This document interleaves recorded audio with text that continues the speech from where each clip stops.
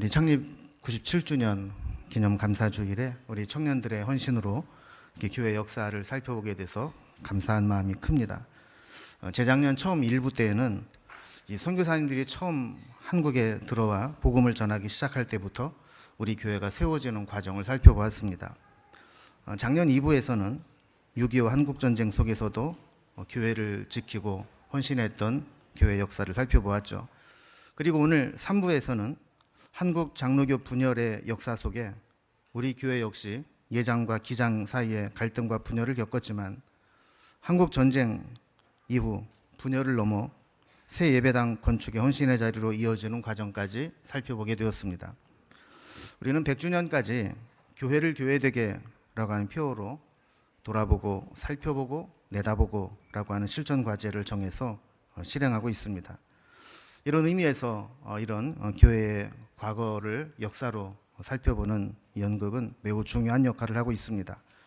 우리는 계속해서 지나온 역사를 통해 배움의 과정으로 삼을 것이고 늘 현재를 살펴보며 미래의 소망과 비전을 품을 것입니다. 요즘 우리 교회가 갑자기 유명해지고 있습니다. 국민일보, CBS, 기독공부, 서울노예보에 우리 교회가 소개된 데 이어서 C채널이라고 하는 기독교 TV에서도 우리 교회를 취재해서 방영하고 싶다고 해서 취재 일정을 조율 중에 있습니다. 이렇게 기독교 언론에서 우리 교회를 주목하고 있는 이유는 무엇일까요? 딱 한 가지입니다. 우리 청년들과 다음 세대의 희망을 우리 교회를 통해 보고 있기 때문이죠.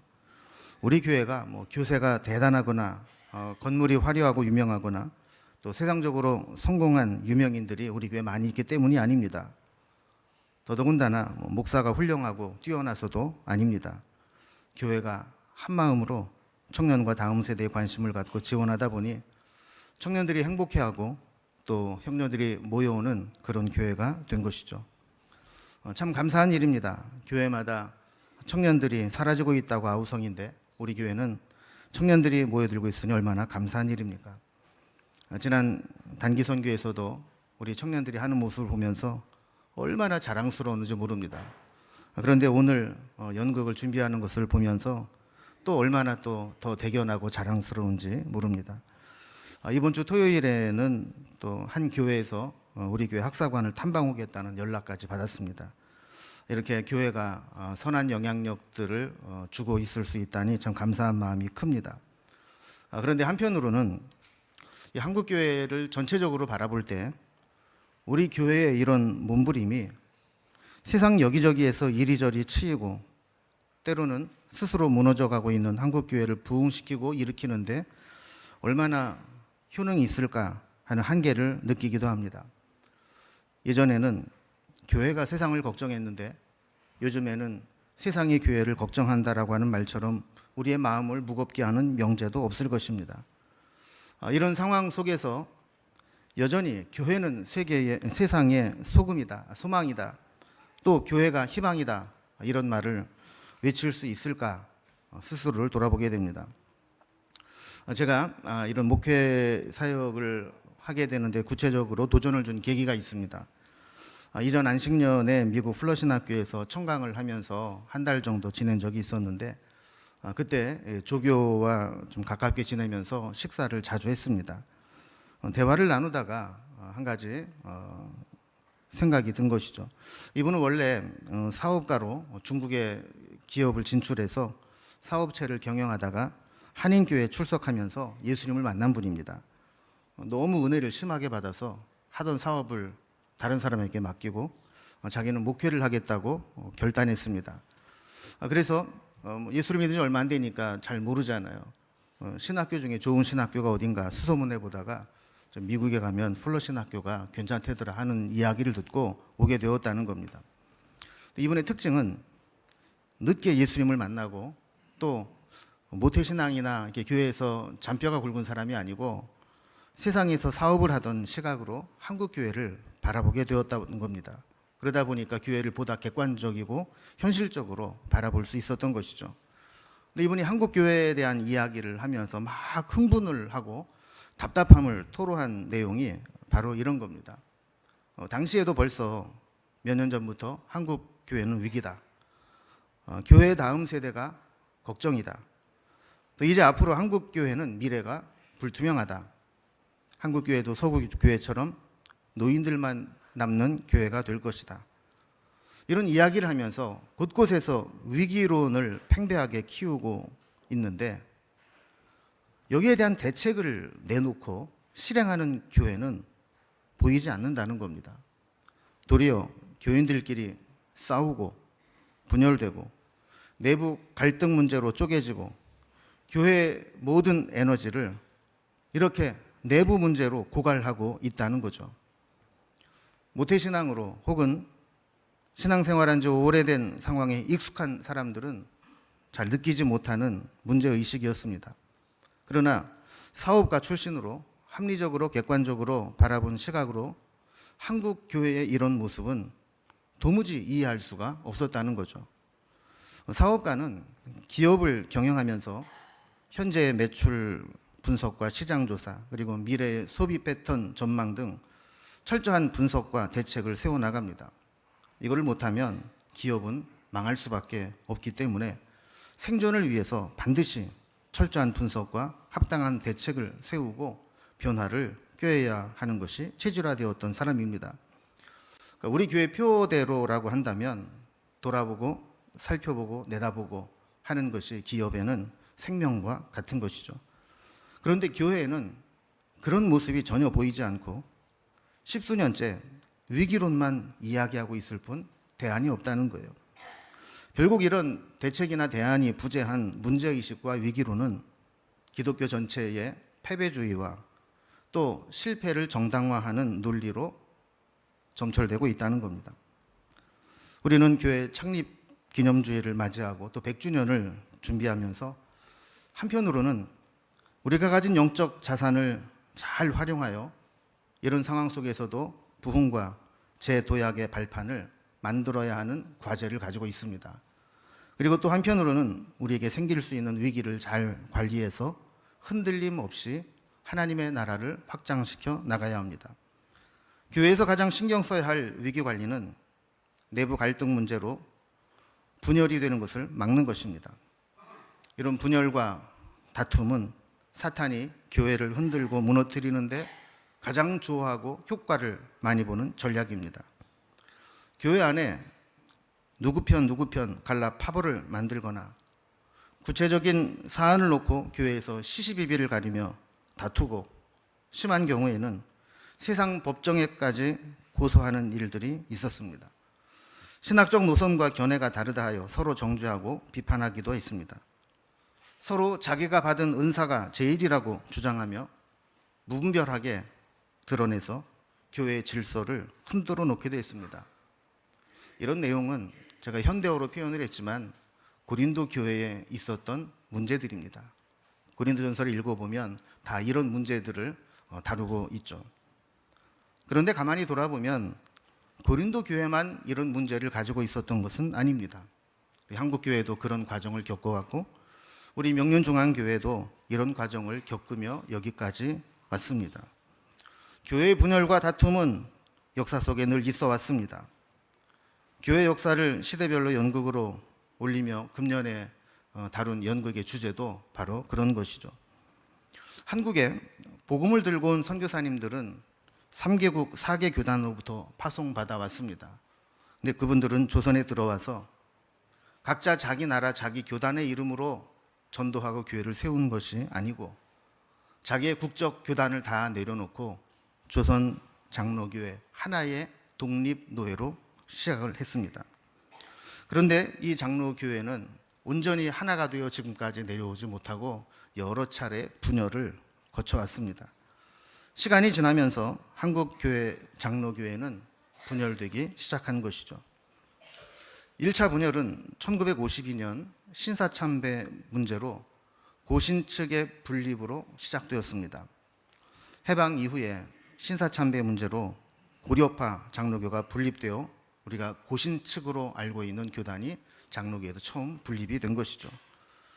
고신은 일제하 신사참배를 결의하고 굴복한 장로교의 역사를 폐기해야 될 역사로 규정하고 신사참배 반대 운동을 하다가 투옥되었던 목사들을 중심으로 고려신학교라고 하는 것을 세우고 갈라져 나갔습니다.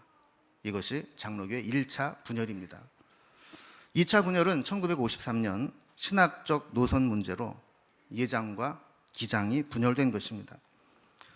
1953년에는 해방 이후에 이북에서 월남한 기독교인들의 교계 세력 재편 과정에서 불만이 잠재되어 왔었고, 그것이 평양신학교 출신과 조선신학교 출신 사이의 갈등으로 표출되었습니다.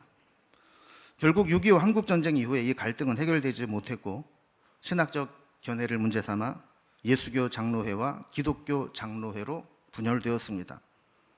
자유주의와 복음주의 노선 갈등으로 한 번 더 장로교회는 분열하게 된 것입니다.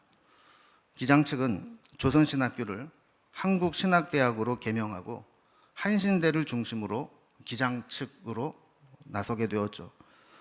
그래서 한국 장로교를 공부하는 해외 신학자들은 예수교 장로회와 기독교 장로회로 나누어 다투는 것을 보면서 한국에는 그리스도와 예수가 싸우고 있다고 자주 섞인 조크를 하고는 합니다.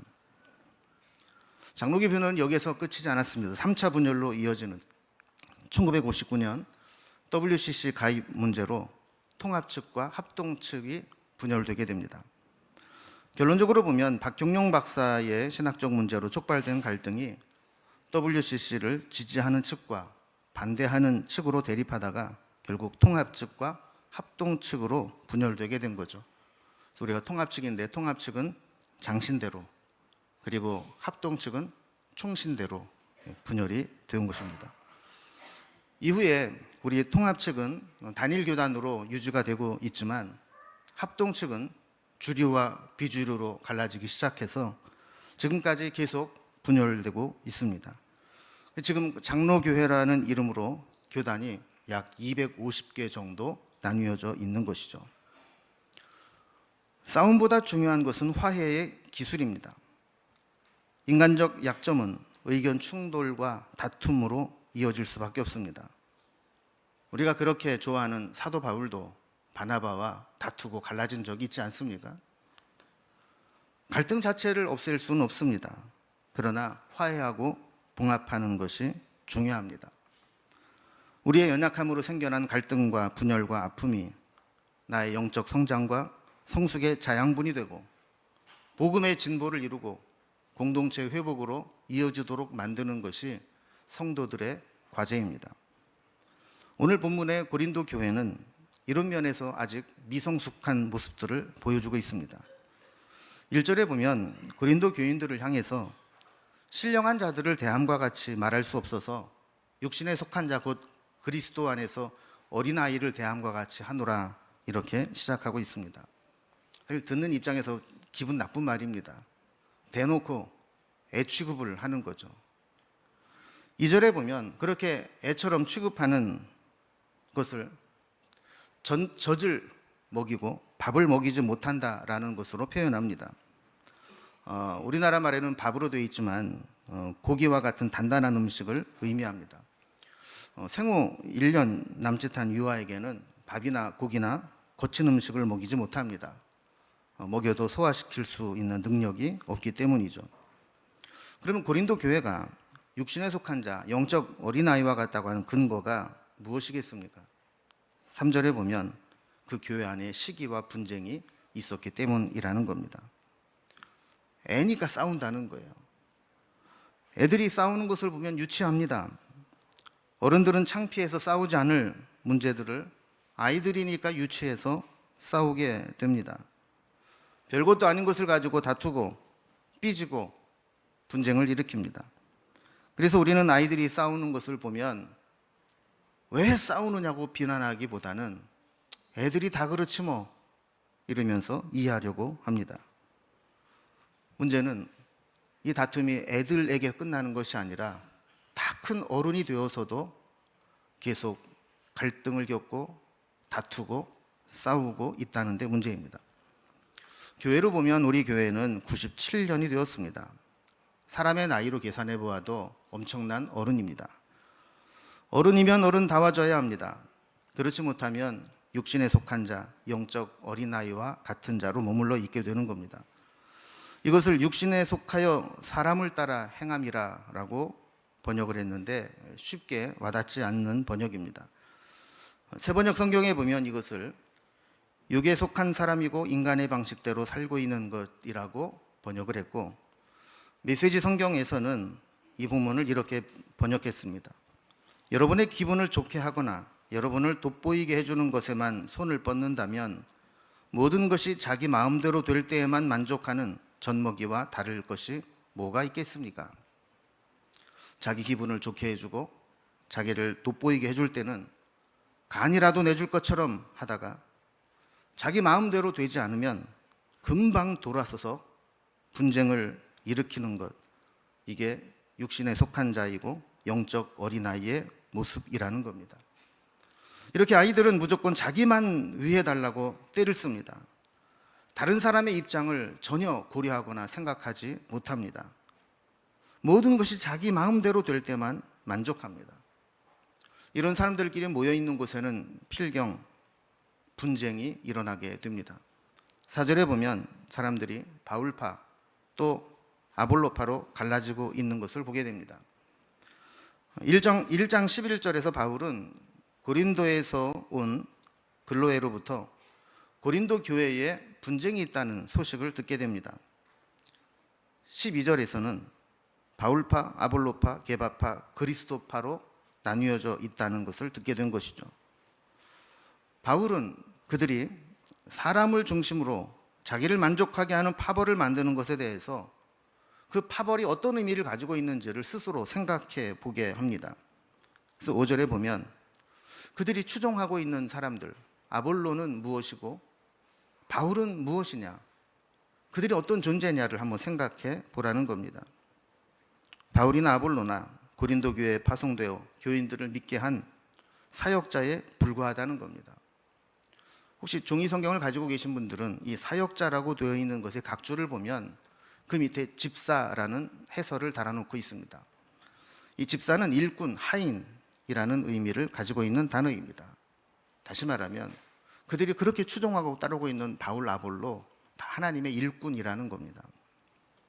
그러면서 농사의 비유를 들어 계속 설명합니다. 6절에 보면 바울이 나는 심었고 아볼로는 물을 주었으되 오직 하나님께서 자라나게 하셨나니 라고 말씀하죠. 그러니까 바울이나 아볼로나 다 하나님의 일꾼으로 주인이 시키는 대로 심고 물 주는 일을 한 것에 불과하다는 겁니다. 정말 중요한 분, 정말 그들을 자라게 하시는 분은 하나님 한 분뿐이라고 고백하는 것이죠. 하나님이 햇빛을 내려주시고 적당하게 비를 내려주시고 재해를 막아주셔야 농사도 되고 열매도 맺는 것이지, 우리가 아무리 심고 물을 줘도 하나님이 그것을 막으시면 농사를 질 수 없다는 겁니다. 그러니 8절에 보면 바울이나 아볼로 이 둘은 둘 다 주인의 뜻에 따라 각자 자기가 맡겨준 대로 열심히 일을 하고 주인에게 상 받는 집사에 불과하다라는 겁니다. 우리가 장로교회 분열과 교회의 분열의 역사를 오늘 연극을 통해 살펴보았는데, 여러분 정말 그래서는 안 되지만 만약에 앞으로 우리 교회에 분열의 역사가 다시 일어나게 된다면 그것은 10중 8구 담임 목사파와 장로파 혹은 목사파와 목사 반대파로 나뉘어져서 갈등이 일어나게 될 겁니다. 이렇게 되면 교회의 교회됨은 무너지는 것입니다. 목사도 주인이 보낸 일꾼 집사에 불과하고 아무것도 아닙니다. 목사가 자기 편을 만들어 파벌을 만들면 안 되고, 교인도 목사나 반대파를 앞세워 자기 세력을 모으려고 해서도 안 됩니다. 9절에 보면 바울은 자신을 하나님의 동역자라고 이야기합니다. 여기서 동역자라고 하는 것은 공동 지분을 가진 동급이라는 의미가 아니라 공동 번역에 보면 하나님을 위해서 함께 일하는 일꾼들이라고 번역했습니다. 역시 일꾼이라는 이야기입니다. 그러면 교회는 무엇일까요? 교회는 9절에 보면 그 일꾼들이 열심히 심고 물을 준 하나님의 밭이고 또 하나님의 집으로 세워져 나가고 있는 유기체라는 것입니다. 오늘 교회 역사를 소재로 한 연극에서도 보면 분열과 다툼을 넘어 회복과 사명으로 이어지는 것을 보게 됩니다. 분열과 아픔이 있었지만 다시 힘을 모아 예배당과 교육관을 건축하여 하나님 앞에 쓰임받을 교회로 나아가고 있는 것이죠. 집은 얼마나 겉으로 화려하고 크고 멋있느냐가 절대적이지 않습니다. 얼마나 제대로 튼튼하고 안전하게 지어졌느냐가 본질적으로 중요합니다. 건물이나 시설물들은 안전이 중요하기에 정기적으로 안전 진단을 합니다. 아무리 그 건물을 짓는데 많은 비용을 들였어도 안전 진단에서 불량이 나오면 즉시 사용을 금지하고 보강 내지는 허물고 다시 짓는 작업을 해야 합니다. 이를 무시하고 방치하여 계속 사용하다 보면 결국에는 대형 사고로 이어지기 때문이죠. 교회에 갈등과 다툼과 분열이 있다라고 하는 것은 교회라고 하는 하나님의 집에 안전에 심각한 문제가 생기고 있다는 것입니다. 건물이 오래되면 여기저기 고쳐야 될 때가 생기게 됩니다. 우리는 건물에 하자가 있고 문제가 있다고 해서 건물을 버리지 않습니다. 계속 관리하고 고쳐 쓰면서 그 건물의 용도를 유지하는 것이죠. 교회도 마찬가지입니다. 교회도 모이다 보면, 사람들이 함께 하다 보면 여러 가지 문제가 생길 수 있습니다. 그럴 때 우리는 이것을 어떻게 고쳐가며 하나 되게 하느냐가 중요한 숙제이죠. 클래식이라고 하는 영화가 있습니다. 이 영화에는 매우 유명한 장면이 하나 나옵니다. 학교 캠퍼스에 갑자기 소나기가 쏟아집니다. 극중 주인공인 손예진이 중간에 오도 가도 못하고 비를 피해 있습니다. 그런데 그때 같은 연극반 선배였던 조인성이 나타납니다. 이 조인성이라고 하는 인물은 손예진이 친구의 남자친구로 만나면서 좋아했지만 친구의 남자친구니 좋아한다는 감정을 표현하지 못하고 마음에만 품고 있었던 남자입니다. 그런데 비가 내리던 중에 조인성이 나타난 겁니다. 그런데 이 조인성이 자기의 재킷을 벗어서 우산으로 삼고 도서관까지 함께 비를 맞으며 뛰어가는 장면이 나오게 됩니다. 이때 그 유명한 영화 OST인 나에게 넌 너에게 난이라는 노래가 흘러나오게 되죠. 영화를 좋아하시는 분은 이 장면만 봐도 그 노래가 딱 머릿속에 스치고 지나갈 정도로 유명한 장면입니다. 비를 맞고 지나온 다음에 손예진은 학교 매점에서 우연히 조인성이 그때 자기에게 나타나게 된 배경을 듣게 됩니다. 매점에 놓여 있는 우산을 보면서 매점 언니에게 그날 이야기를 듣게 된 것이죠. 조인성이 비 오던 날 매점 밖에 있는 모습을 바라보고 있다가 손예진이 중간에 비를 맞고 있는 모습을 보고 자기 우산이 있음에도 불구하고 우산을 매점에 맡기고 빗속으로 뛰어가 자기 재킷을 벗어 함께 비를 맞고 왔다는 겁니다.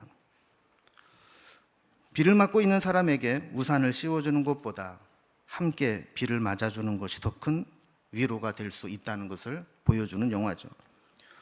우산을 씌워주는 것은 그저 물리적으로 비를 덜 맞게 도와주는 것뿐입니다. 그러나 그 옆에서 함께 비를 맞아주는 것은 정서적으로 공감해주며 그 아픔의 현장을 함께 하는 것입니다. 비가 오고 있는데 누가 비를 오게 했냐고 따지고 원인을 분석하고 책임자를 규명하겠다고 하는 것은 의미가 없습니다. 때론 하나님이 비를 내리시는데 원망하는 게 무슨 의미가 있겠습니까? 이때 우리가 할 수 있는 것은 우산을 씌워주는 것도 좋은 방법이 될 것이고, 우산으로 막을 수 있는 비가 아니라면 함께 비를 맞아주는 것이 진짜 사랑이요 위로가 될 수 있습니다. 우리는 오늘 연극을 통해서 한국 장로교 분열사의 기장과 예장의 분열 과정에 다툼과 분열의 위기가 있었고, 결국 우리 교회도 절반이 다른 교회로 분립되는 아픔을 겪었다는 것을 살펴보았습니다. 우리 교회 분열은 여기에서 끝나지 않았습니다. 이후에도 2번 더 분립이 되었죠. 아쉬운 것은 한 번도 건강한 모습으로 개척하거나 분립하지 못했다는 겁니다. 결과적으로 우리 교회를 통해 새 교회가 세워졌고 이로 인해 구원의 역사가 확장되었지만 그 과정에서는 상실감과 상처, 아픔을 경험하는 성도들이 분명히 있어 왔다는 겁니다. 이제는 우리가 이런 과거의 역사를 교훈 삼아서 분열과 분립이 아니라 건강한 교회 개척과 부흥으로 이어지기를 소망합니다. 교회도 사람이 모이는 곳이다 보니 왜 갈등이 없고 상처가 없고 다툼이 없겠습니까? 이때 영적 어린아이처럼 시기와 분쟁으로 분열의 역사를 반복해서 만드는 자가 아니라 성숙하고 신령한 자의 모습으로 합력하여 선을 이루시는 하나님을 바라보고 비온 뒤에 땅이 굳어지는 것처럼 더 견고하고 단단해지는 공동체를 만들어 가야 합니다. 개인적으로도 아픔만큼 성숙해지고 영적으로 성장하는 신앙의 계기가 되어야 할 것입니다. 지금까지 우리 교회는 한 고비 한 고비를 잘 넘기며 주님이 세우시는 하나님의 집으로 여기까지 오게 되었습니다. 우린 여전히 이 하나님의 집을 고치고 더 멋진 모습으로 세워야 할 과제를 가지고 있습니다. 이제 100주년 3년 남았습니다. 3년 후에 100주년에 우리가 어떤 모습으로 하나님께 예배 드릴 수 있을지 기대가 됩니다. 함께 그 모습을 만들어가는 저 여러분이 될 수 있기를 주님의 이름으로 기원합니다.